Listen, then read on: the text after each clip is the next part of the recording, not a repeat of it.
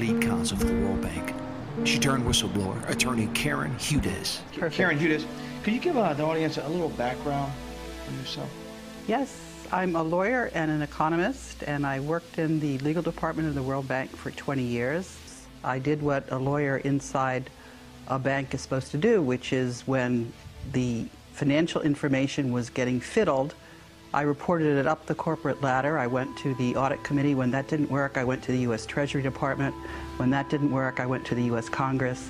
When that didn't work, I went to Ben Bernanke. When that didn't work, I went to the rest of the world. I heard that name. Yeah, and when that didn't work, I went to the rest of the world. And that's where we are now. We're with the rest of the world.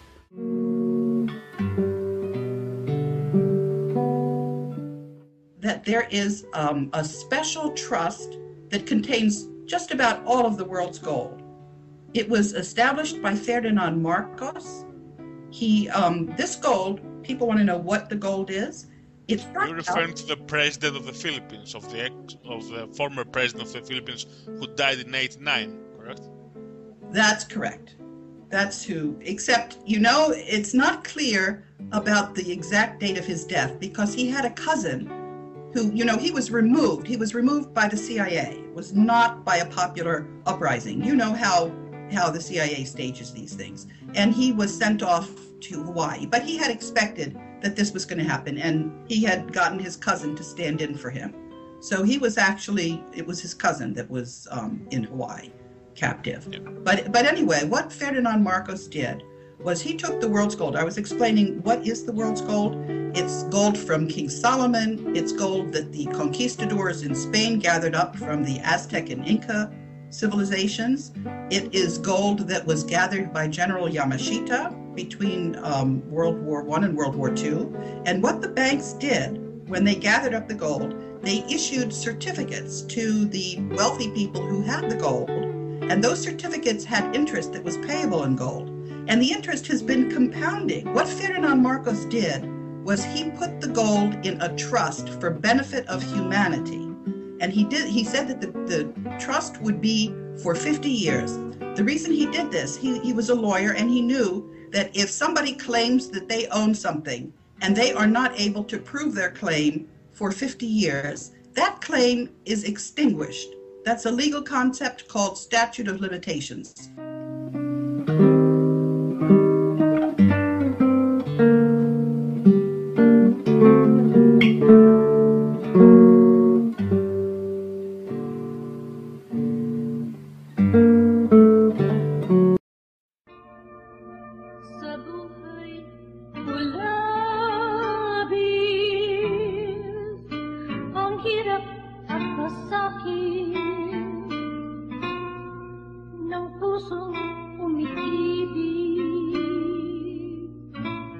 Actually, we don't know how much there is because now we have not been allowed to look into these accounts. The estimate that has been made was ranging from $5 billion to $10 billion. So.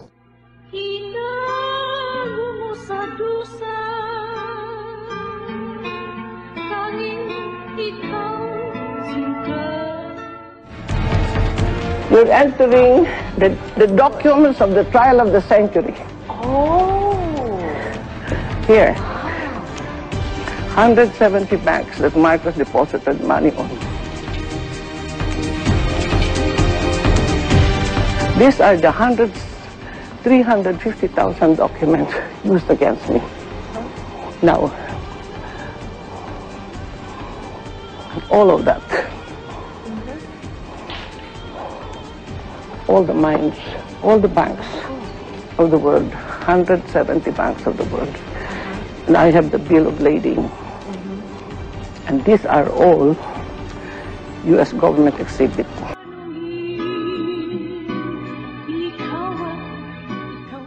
Just to show you the bill of lading, how much is $240 million. Oh my goodness. Is it million? Billion? Billion. Billion? 240 billion? Only one shipment. And these are plenty of shipments. And then five.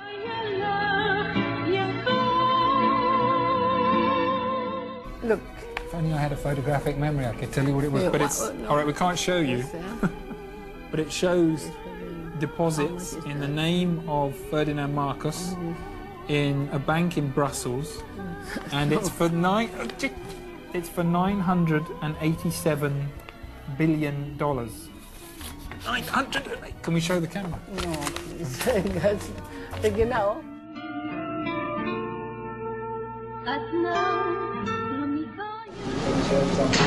Well, I thank our government for the prayers for the vindication of the Marcoses and the Filipino people. Thank you.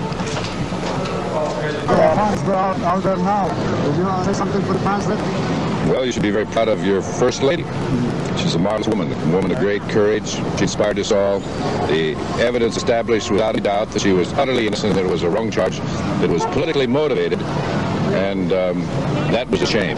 Now that the jury has acquitted Ms. Marcos and the courts have spoken, I think we should put an end to all of these speculations and talks about criminal act and liabilities committed by the Marcoses and start.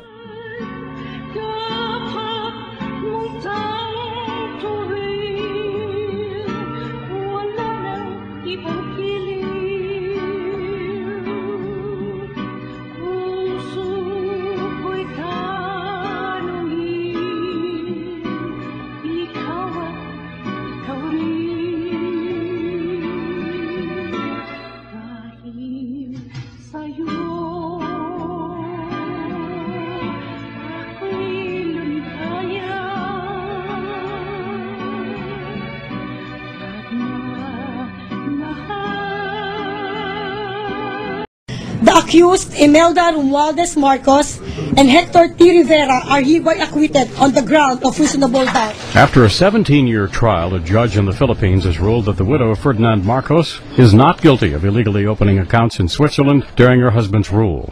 I thank the Lord to relieve me again of 32 cases that will subtract from the 901 cases that was filed by Cory Aquino against the Marcoses. The judge pointed out the acquittal applies to the criminal charges against Marcos. He says whether Marcos will have to forfeit the funds is a separate case that is being handled by another court. The accounts contain more than $850 million and have been frozen by the government. Marcos still faces a string of cases related to billions of dollars her family allegedly amassed during her husband's time in office. I hope that while I'm still alive, we terminate all these cases so that I can fulfill my dream for my country and my people. Marcos gained fame for her extensive shoe collection and lavish lifestyle she left behind when she and her husband fled the Philippines after their fall from power in 1986 in a people power revolt. The couple lived in exile in Hawaii, where he died in 1989. Imelda Marcos returned to the Philippines, where she ran for president in 1998 and lost. Brian Thomas, The Associated Press.